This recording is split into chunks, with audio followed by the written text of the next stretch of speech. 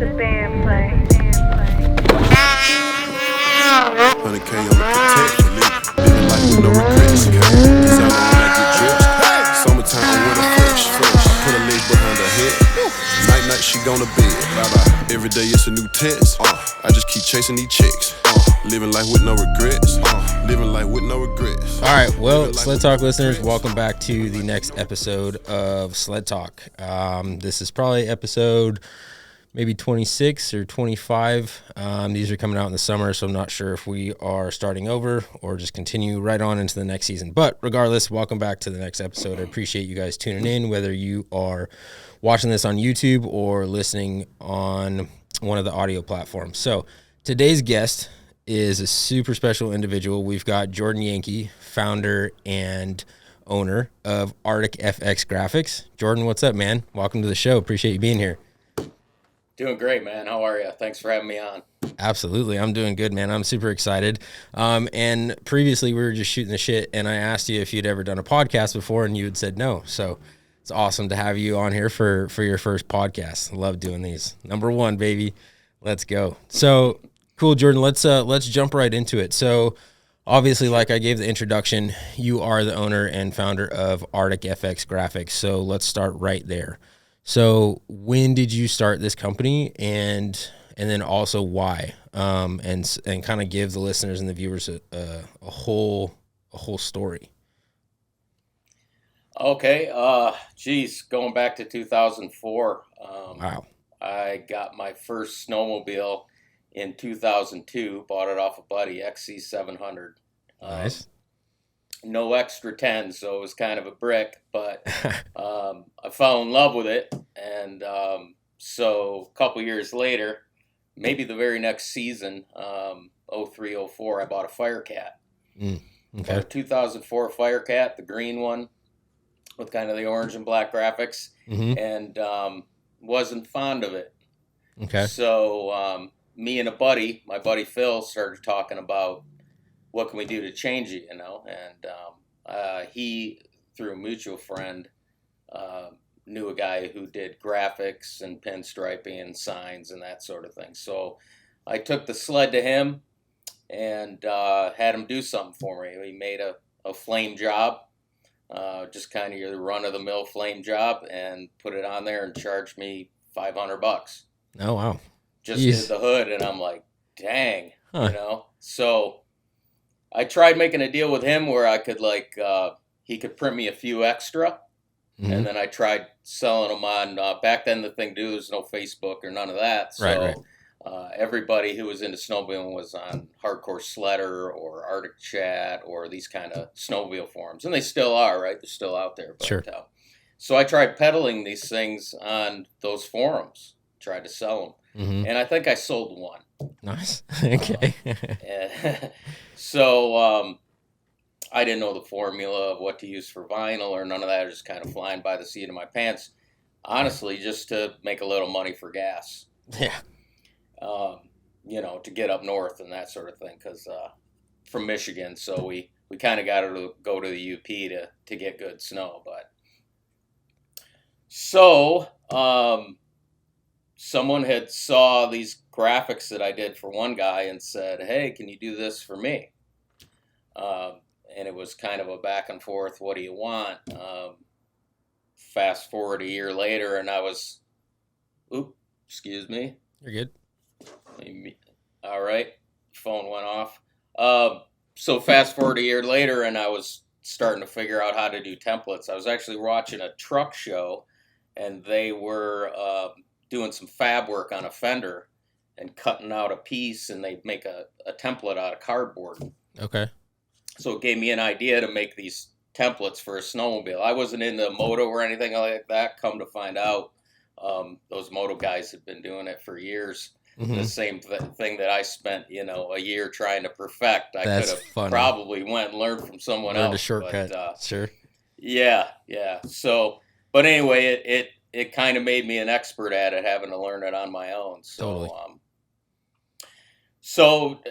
Did a reproduction night fire kit for a local guy. Did a lot of like repro Arctic stuff, because at the time they were putting out a lot of the Patriot and the Black Widow and that kind of thing. They had their own sort of spring check special graphics. So that taught me a lot, and from there I got laid off from GM in 2006. I was a weld tool estimator for them. Okay. And I told the wife, I said, I think there's something here, I think at that time we had probably made $3,000 in total, Sure. Just nothing, right? Yeah. Just doing it to pass the time and be in the industry a little bit. But so she said, go for it. That's awesome. That's so important to have. That's what I did. That support. Yeah. She, she was studying to be a CPA at the time, and, she was starting to come into her own for money and stuff. So it was kind of a perfect timing where she said, you know what? We don't necessarily need your income. We might have to, live off of Wonder Bread instead of the bread I like, that kind of thing. But sure. So that's kind of how it went down. And about 6 months later, I had started asking all my buddies, bring your sleds over. I got to template as many of them as I can. Yep. And about 6 months after that, first website came out. So it was a long haul to mediocrity. Sure. Heck yeah, that's some good history for sure. So, so I guess fast forward to where you guys are today. I mean, my gosh, for my standpoint, like when I've been snowmobiling for a while, and when I went about the process of thinking about a wrap, at the time you were the only company I ever even knew about. And that just comes from, watching Brandt and watching all these other big guys, these big names and stuff. And they all had, your brand on their sled. And so I think there's something to be said about that, as far as like, an industry leader, I would say, for sled wraps. And you guys are just a huge force to be reckoned with today. So it's pretty crazy. I mean, obviously I just skipped a whole bunch of stuff from, 2004 to 2022. There was a lot of stuff in the middle, that I'm sure trials and tribulations, success and failures along the entire way, surely. But it's really cool to see where you guys are at right now. I mean, it's a pretty big company for sure. And you guys produce incredible products. I love your guys' wrap. It's great. Well, I appreciate it. Thank you. Yeah, absolutely. Hopefully we keep doing that, and it's hard to hit the nail on the head a lot of times, but you just keep pushing them out, and 1 out of 10 hits good. So yeah, absolutely. So a couple more questions about the business, if you don't mind sharing. Like how many employees do you have? I think 14, including myself. Okay. Nice. And that's all. Yeah. And you're headquartered where? In Michigan? We're near Romeo, Michigan, which is kind of a suburb of Detroit. They count miles in Detroit, so everything's a mile road. Detroit ends at 8. We're at 31. Gotcha. Okay. So we're up in a little bit of farm country up here, but that's why I like it. Less traffic. Heck yeah. Can't complain about that. Cool. At 14, that's actually, I was anticipating quite a few more, but that's pretty cool that you're able to do what you do and have the success that you do with a team of 14 people. That's pretty cool. Yeah, we've tried to add one a year, sure, just to keep ahead of the pace, because it's real easy to get behind. So we try to plan ahead and what we want to do, and that's going to take more people because people make the world go around. So absolutely, couldn't do it without them. That's for sure. Sure. And so kind of off that topic, what would you say? I mean, you could bring up some examples over the past, but for right now, like each new season, new sleds, new styles, new everything across the board that's going on, that require knowledge around in order for you guys to make these wraps, or anything in between as far as like just on the back end running the business. What for you do you feel is the most challenging aspect of running ArcticFx? Or top three? Top three. Coming up with designs is pretty tough. Okay. To try and be different, and it's real easy to just see something and make something exactly like it. It's coming up with the ideas. It's probably the hardest thing for me anyway. Sure. Some of the designers up there just you hit the right design and they're just gangbusters with it. So absolutely.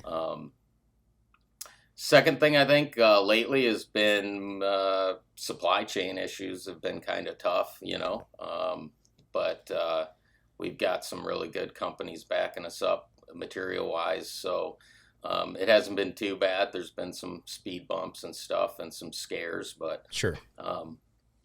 All in all, pretty fortunate in that aspect. And number 3, man, keeping up with the sleds. Yeah. They just keep rolling out, and there's so many options on the same model that it's hard to keep up with plastics. Sure. They have a little change here, and it's hard to tell on a picture online until you actually see it. Right. You don't know you made a mistake. So, gotcha. But we're really good at fixing our mistakes. So have to be. We've got a plan in place for that kind of stuff, and so we roll with it.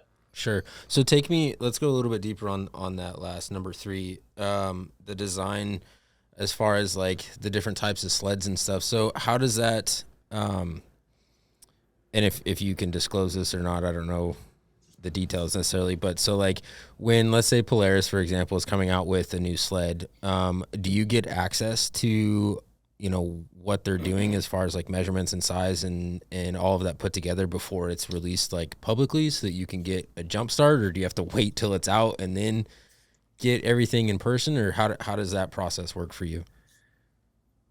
Yeah, so Polaris is the exception to the rule because they typically had are contracts with them for sure. I think since 2012 or 13. We started Nice. out doing all their catalog graphics for them, aftermarket stuff, and it's kind of built since then. So part of that deal is they send us plastics so that we can have something for them to sell. Got it. And so they're really good about thinking about us when they're get to the end of a prototype, and sending us plastics. They've even chopped off tunnels and sent them to us if they change too drastically and that wow. kind of thing. Okay. The other guys, I got to buy a plane ticket if I want to get it done most Really? of the time. And So, go to yeah, the factories, or No, I got to go find someone who has like either a prototype or a first release. Got it. A lot of guys like Ross Robinson with Lynx, for instance. Yep, I think he just returned his new Lynx model last week, and I did not get out there for him. But I've flown out to Idaho and met with Brett Rasmussen for a weekend. It's hardly work because you get to go ride too, Heck So, but get the template done, roll it up, and fly back with it. So we do pretty much anything we got to do to get those. Gotcha. I mean, is it safe to say that you guys predominantly do more wraps for Polaris than Skidoo or Arctic or? Yeah, I don't know if that's I think Skidoo outsells Polaris in certain markets, but by far I think the Polaris guys, they just love wrapping their sleds a little more or something. I don't know. Sure. Gotcha. And so kind of back to, I think it was your second point was, maybe it was your first one now, I can't remember, but the actual design of the wraps, right? Like coming up with different designs for them and stuff. How much, obviously you have a team that's working on that and you're trying to be innovative and creative and stay, ahead of the game on ideas and, what looks cool, what looks the best, all that kind of stuff. And obviously you have these partnerships with an individual like Chris Brandt or some of these other guys, how much of a role, let's just talk about Chris, for example, how much of a role is he playing back and forth with you guys on coming up with different ideas, different designs? How much are you, leaning on these partners that are maybe more in the field on these sleds and stuff? How much are you leaning on them from a design standpoint to help with the creative for you guys? Sometimes a little. With Chris, he's a very, I don't want to say picky of it. He has very good attention to detail. It's part of the reason he's so successful. Totally. But he has that in everything he does. Sure. He puts it under a microscope and he analyzes it. And so our kind of program with athletes is, with signature athletes, is we'll come up with a design and it'll run the life cycle of the sled. So when the matrix is done, we'll come out with a new kit for Chris. And his tastes will change and things he's seen have changed. But they do have a lot of input in what we do. Is design-wise, we try to cater to their specific style, I guess, and whatever that is at the time. We used to try to do one every year, but it's really just too much. Sure. On both of us, to be honest with you. So we do the life cycle of the sled, and it makes it a little easier to just be able to conceptualize something new and different. So in a lot of the guys, I just got a call from Sam Peterson last night, I think, giving me an idea for what he wants to do. Nice. Keith Curtis, a lot of input on his stuff. They kind of know what they want, Sure. Yeah, absolutely.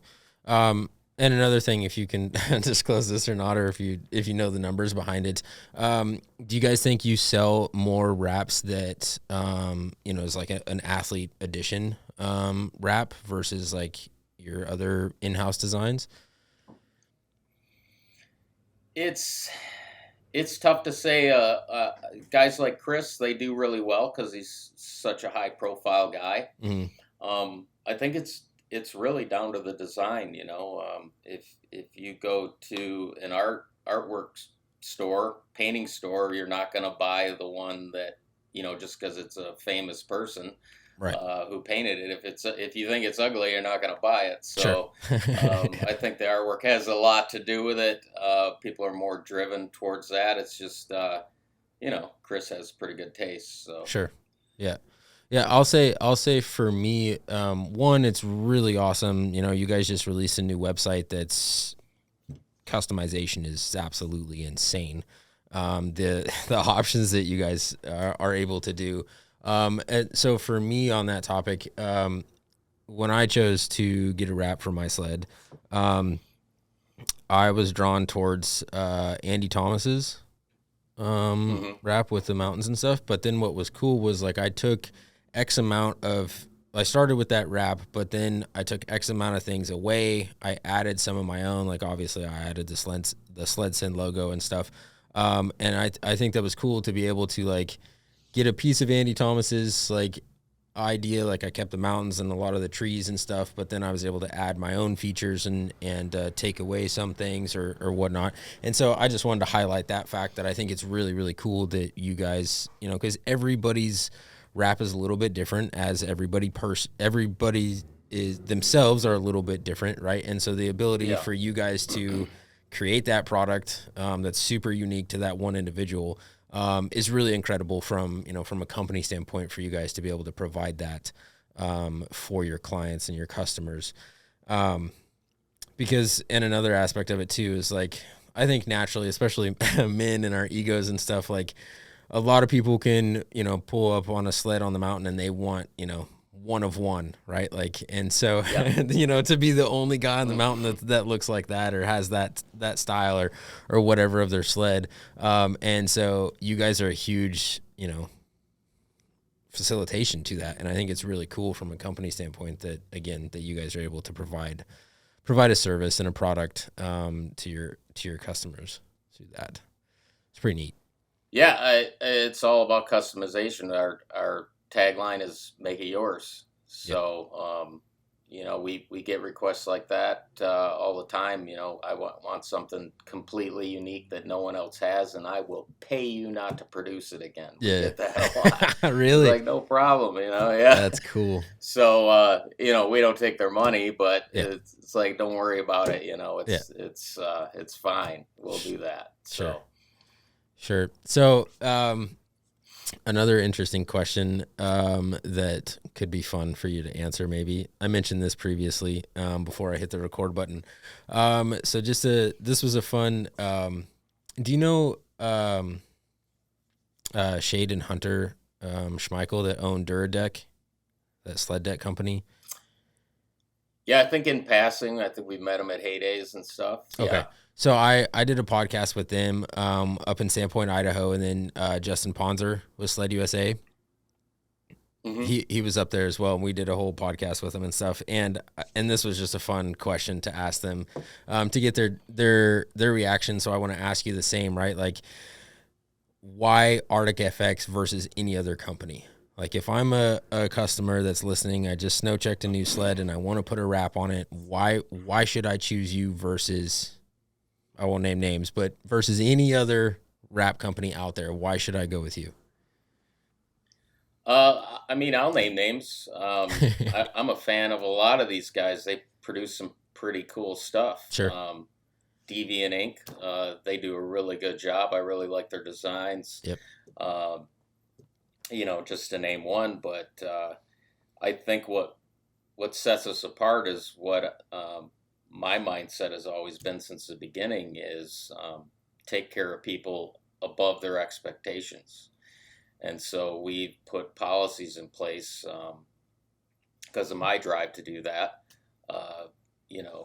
Replacements at cost for life. If you buy a wrap from us and you're the original owner, replacements at cost for life. So you're literally paying 20% of what the wrap costs to replace a piece. Mm-hmm.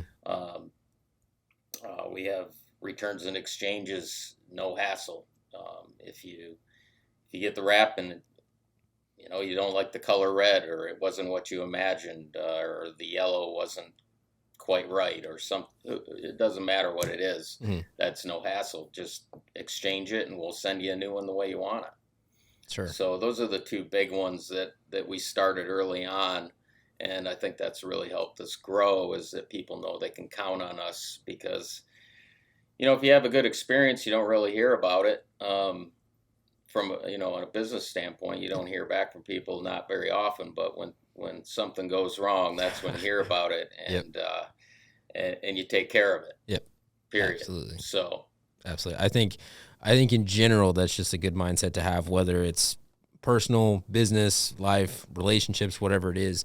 But I will say, like, on the business front, the importance of that too, that you can relate to also is, I'm sure, is the snowmobile industry as a whole is relatively a pretty small industry, I would say. It is. If you want to compare it to like motocross, right? It's just, it's dwarfed, in comparison. No comparison. Right. And so to your point of that importance of that, is crucial, because, we are a smaller community and word can travel just that much faster within our industry.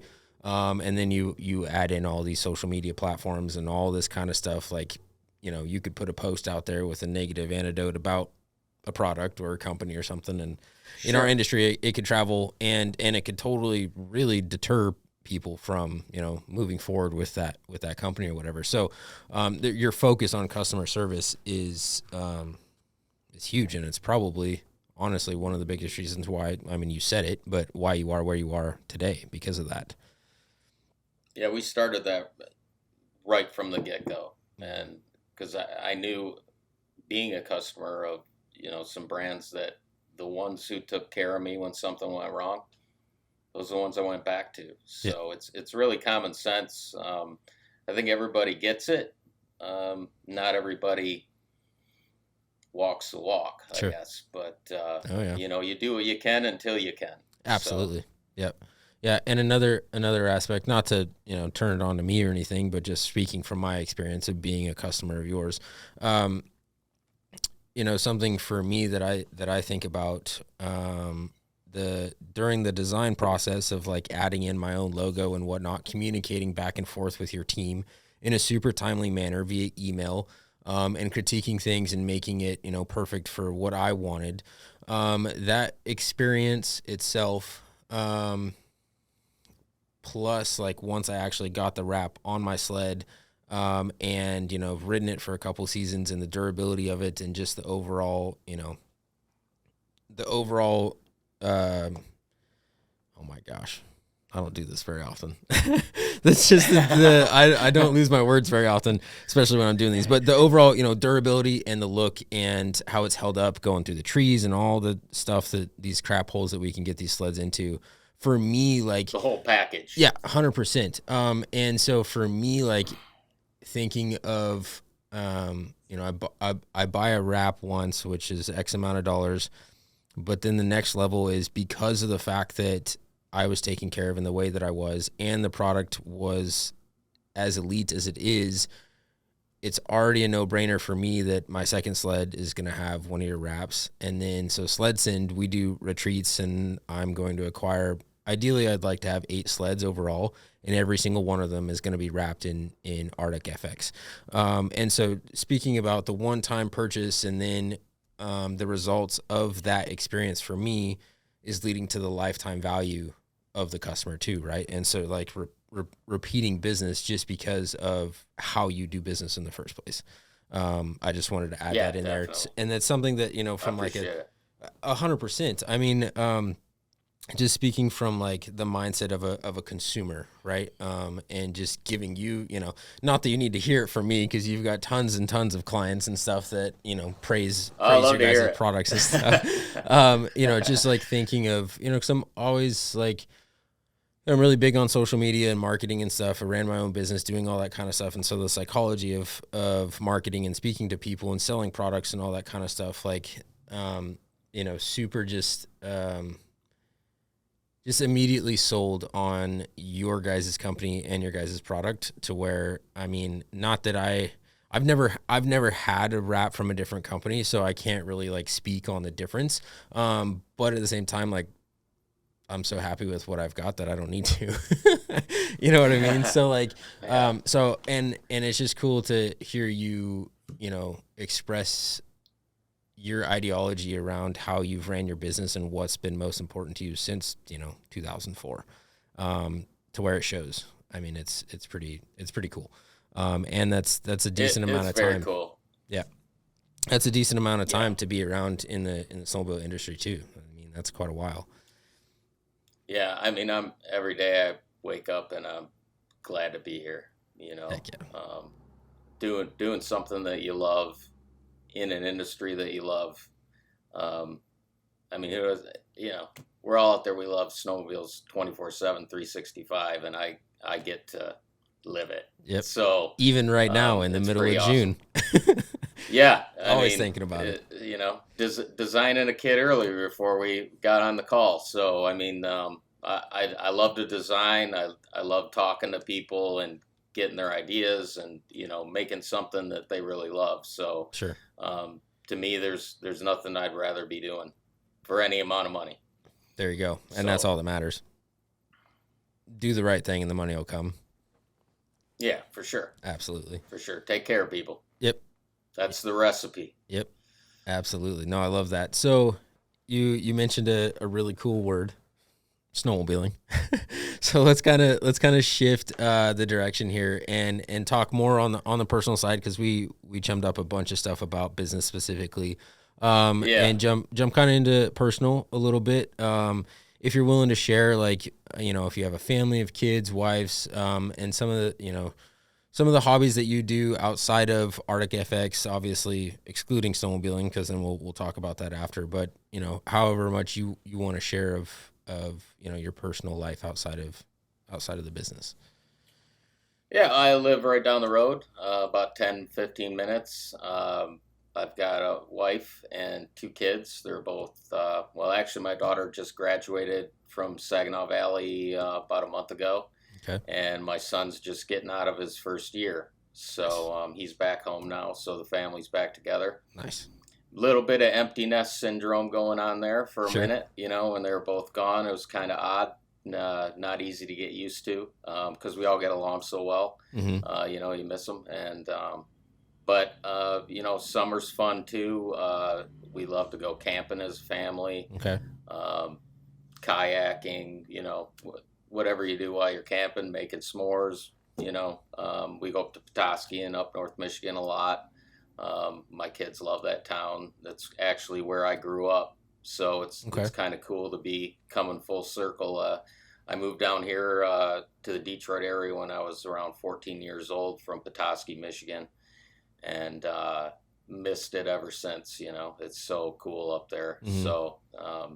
So it's like being on the ocean in California, to be honest with you. Yeah. It does in the summer anyway. Yeah. So sure. it's pretty neat. And, other than that, I like tinkering with stuff. We just completed a build on a 73 Ford F-250. So just as a matter of fact, for the past week, I've been driving that thing around. So Nice. it's pretty cool to get that thing on the road. Other than that, it's just work. Yeah. Work. Sure. So, But you enjoy it, it's though, good so. that I love it. Yeah. It's not like work if you love it. Yeah, right? absolutely. That's the saying. So. Heck yeah. So then, obviously, getting into wintertime is snowmobiling. So, talk to us a little bit about. Let's start off first right now with your current sled. What do you ride right now? So I have a Matrix RMK 155 Boost. Nice.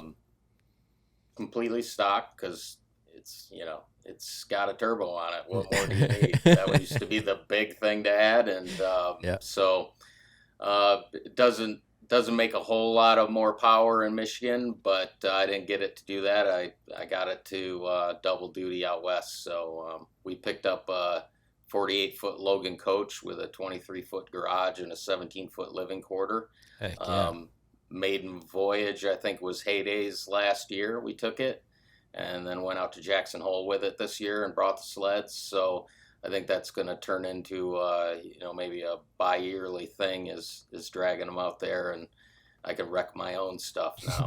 So Heck yeah, that's awesome. So what was your first reaction to getting on that stock Boost?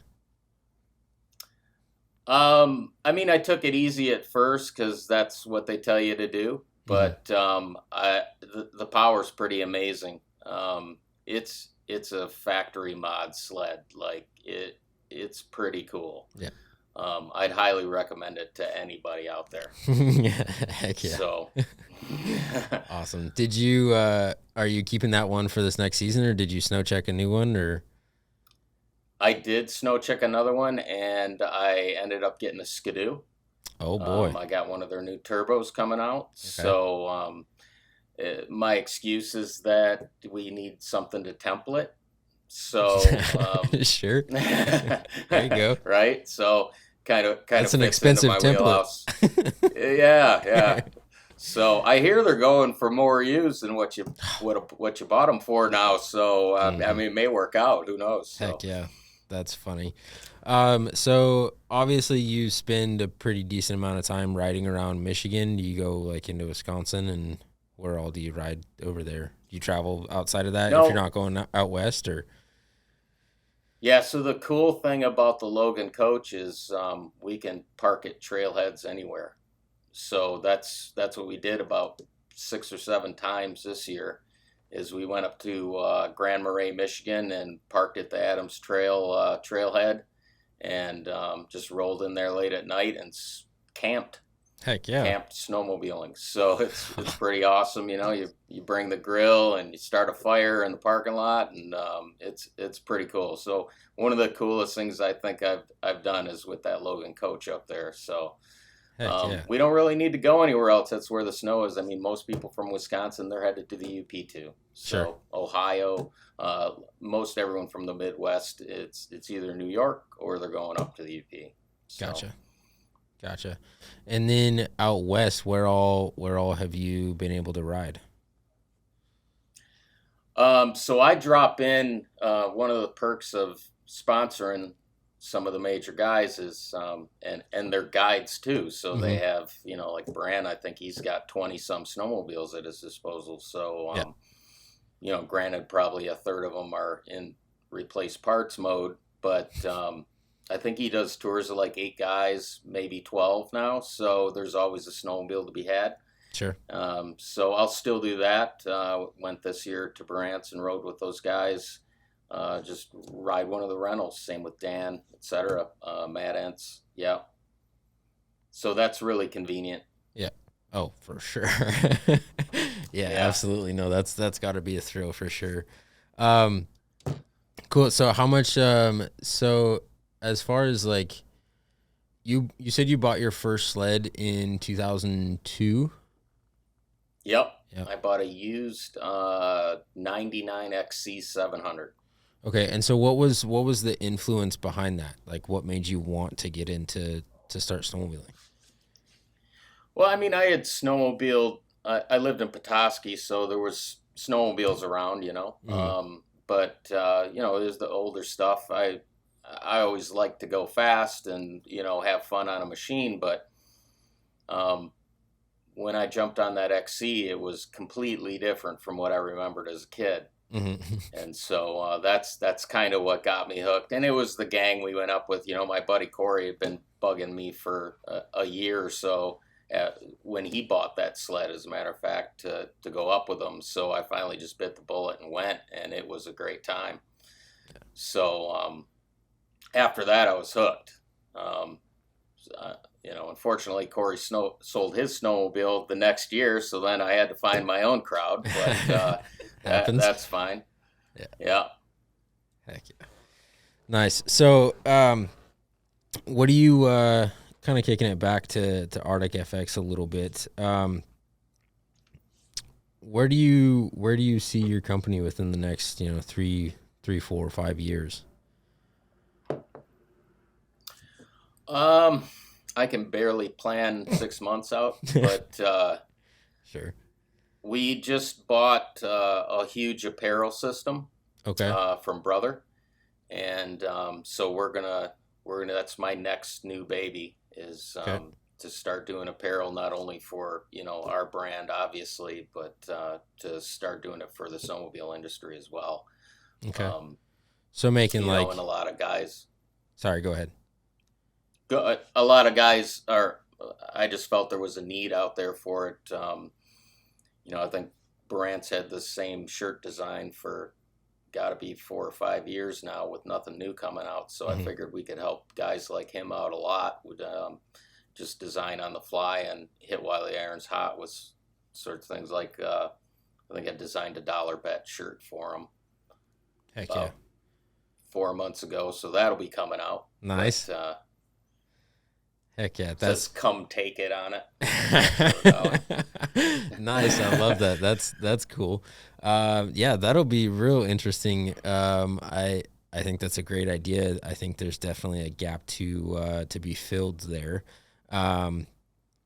That's something that so SledSend, how I make money off of SledSend, is I host riding retreats.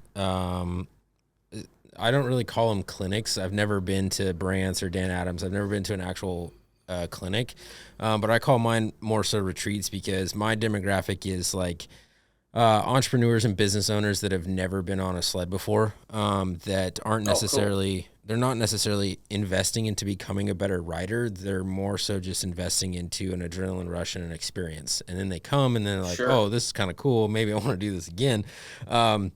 But so, for example, I hosted my first one this last season, and I had 4 guys come up from Austin, Texas, and 1 guy come up from Phoenix, Arizona. Like they'd never seen maybe like more than 6 inches of snow in their life. Yeah. And so, because I love business, I run a few different ones myself, and so I like entrepreneurs and business owners is, I'll just call it just a little bit of a different breed, I guess. It takes kind of a psycho to run a business. And so like, I like people, being around people like that and stuff. So that's how I came up with that idea. But then I also do merch, right? So like hats and sweatshirts and come up with different ideas. And then as the podcast grows and all the social media stuff, we'll start pulling in revenue from those platforms. But the biggest focus are the retreats and then the merch. And that's a tough thing to crack, as far as like ideas, and graphics are difficult to create, in my opinion, when it comes to the merch stuff. And another aspect of it too is like is keeping up with the trends, right? And so like this whole dollar bet thing with Brant, right? Like it's super funny. Anybody that watches their stuff and keeps up with them knows exactly what that means. And so then, from a business standpoint, to be able to capitalize from that. And then when something new happens, or, Kyle does something funny or whatever, and being able to come up and with an idea or design and put it on a t-shirt, or, and then capitalize off it. So, that's a really, really great idea. So, will you, do you see yourself doing, like actual gear, like a Climb or 509, like suits and that kind of stuff, or more so just casual apparel stuff? Casual apparel stuff, yeah. Gotcha. More like support for those type of brands, right? I know, for instance, Climb, like I think they do all their t-shirts locally, to be honest with you. They source their gear all over the world, but you can get that stuff here. So hopefully something comes of that, where we work with Climb pretty closely. So that's one of the things I got my eye on, is if we can support them a little bit. Sure. That would be awesome. And maybe Polaris too, because we got a little relationship with them going for a few years. But mostly I think my eyes are set on helping out the guys like Keith Curtis and Chris Brandt and Dan Adams and Matt Entz, etc. All our athletes who actually sell stuff in their store. They have a brick and mortar when they take people out guiding or whatever. Keith's got a pretty cool business, renting razors in Pipestone. So he's looking at stuff for that. And so it's just kind of building those relationships in another avenue all over again, So I'm pretty stoked on being able to do that. Absolutely. And, it's a lot of fun too. So yeah, no, that's exciting. I'm interested to see what you guys come up with over the next time. So how soon do you think you'll get that out and rolling? Like within a year, or? So I think we just got the equipment set up and running about 2 months ago. Okay. And I think we've probably produced maybe 500-600 pieces so far. Okay. But we've got a whole slew of designs that we're just chomping at the bit to throw on the website here. Yeah. We're waiting to get some images back from Jacob Levine. Mm-hmm. I think you know Jacob. Oh yeah. So we just brought him on board as an employee.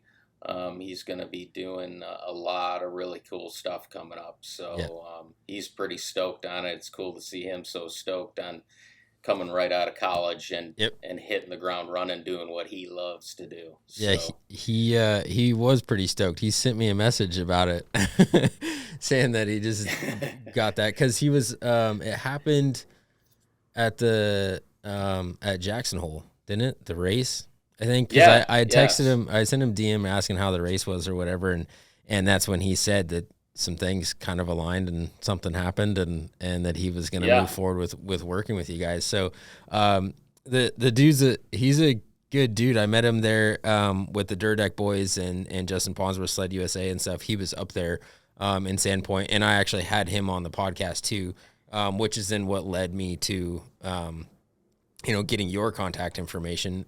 So shout out to Jacob for, like I said earlier, for putting this all together. Thank you, man. Sure. So I know he listens to these. So, he's a good kid, and he takes killer, photos and content, and him and, so my business partner that does like all of our video stuff for SledSend and whatnot, he went with me to Sandpoint. And so obviously they got to talk shop about all the cameras and content and all that fun stuff. So yeah, Jacob's a good kid. That's going to be a really cool experience for him and for you guys as well, as that all grows and takes off. That'll be cool.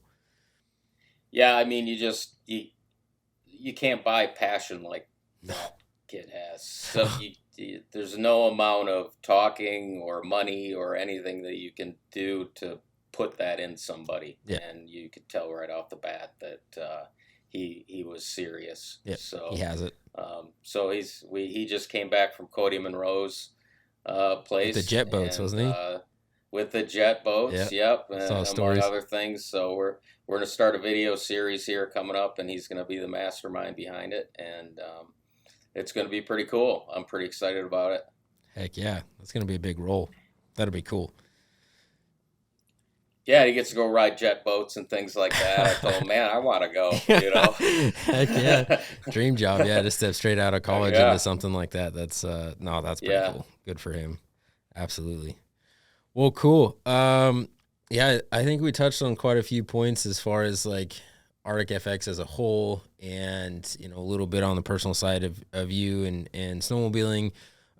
So one thing that I did not tell you about, we're gonna go ahead and wrap this episode up, but one thing I didn't forewarn you about is at the end of every single Sled Talk episode, we have kind of like the Sled Talk question.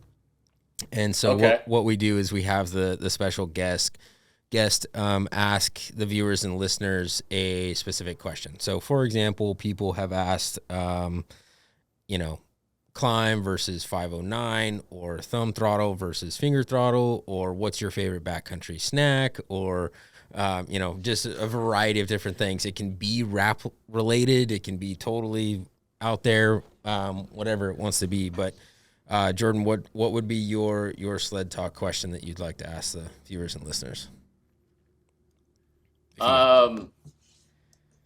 What's your favorite color combination? That's a great one. There's a lot.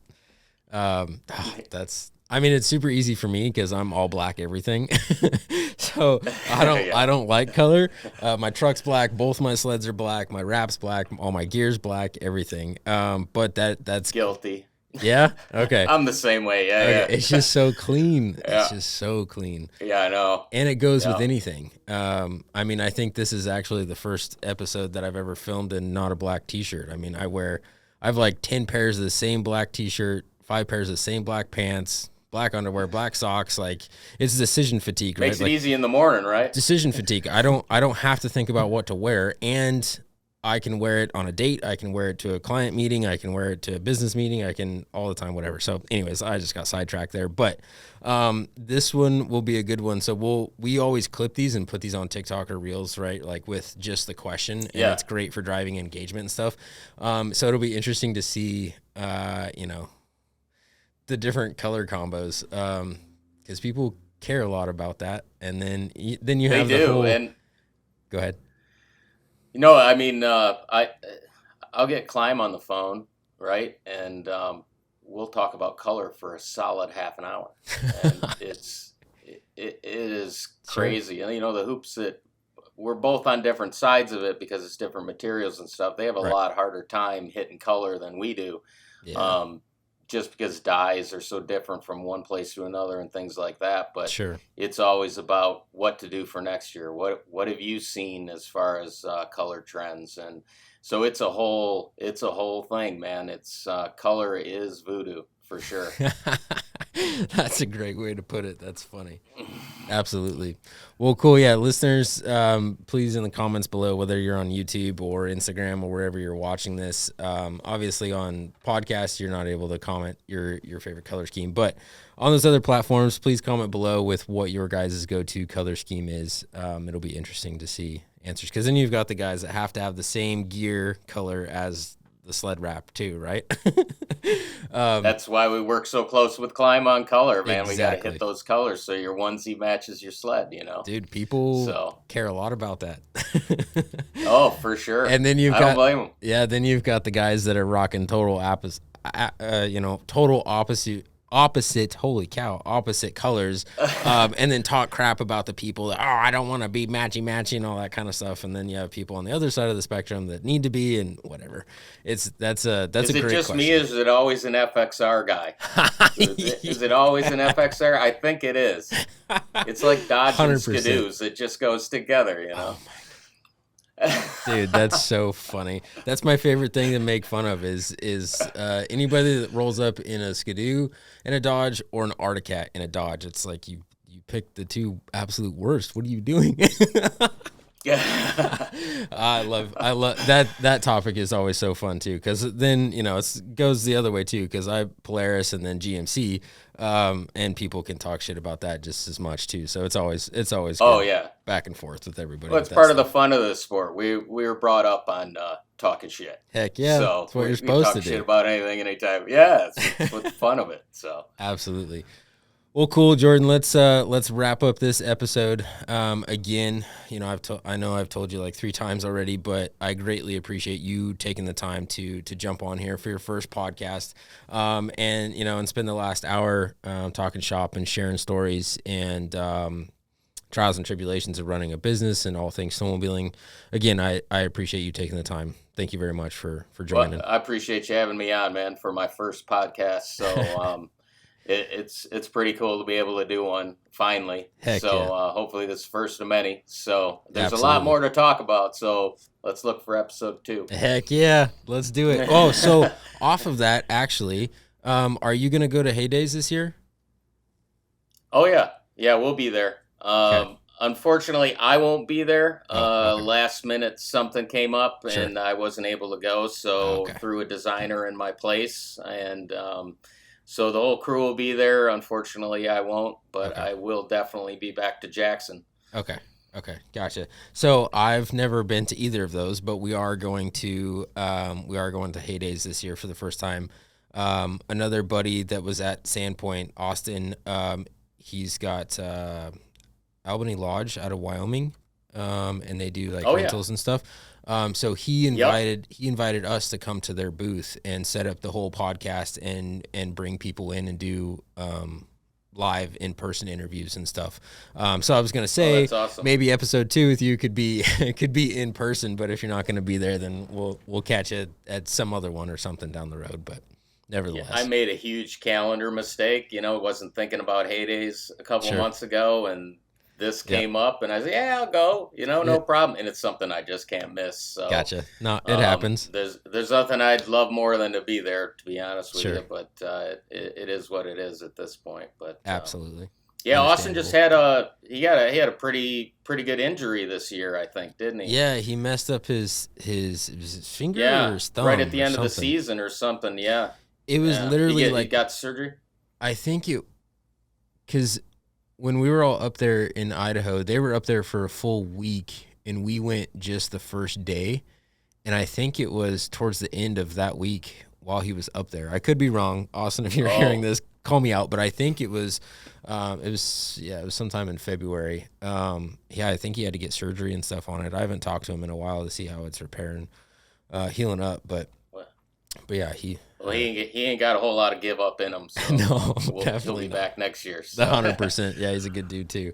So, well, cool. Jordan, awesome. I appreciate it. And all you Sled Talk listeners, thank you for tuning in. Whether you are, like I've said, on YouTube or listening onto iTunes, please consider subscribing and leaving us some reviews and stuff. That really helps on our platforms for us to continue to reaching out to other people in the industry and doing more of these podcasts. So, again, appreciate it, and we will catch you guys on the next one. Living life with no regrets. I can't designer when I get dressed. Summertime on winter fresh. I put her legs behind her head.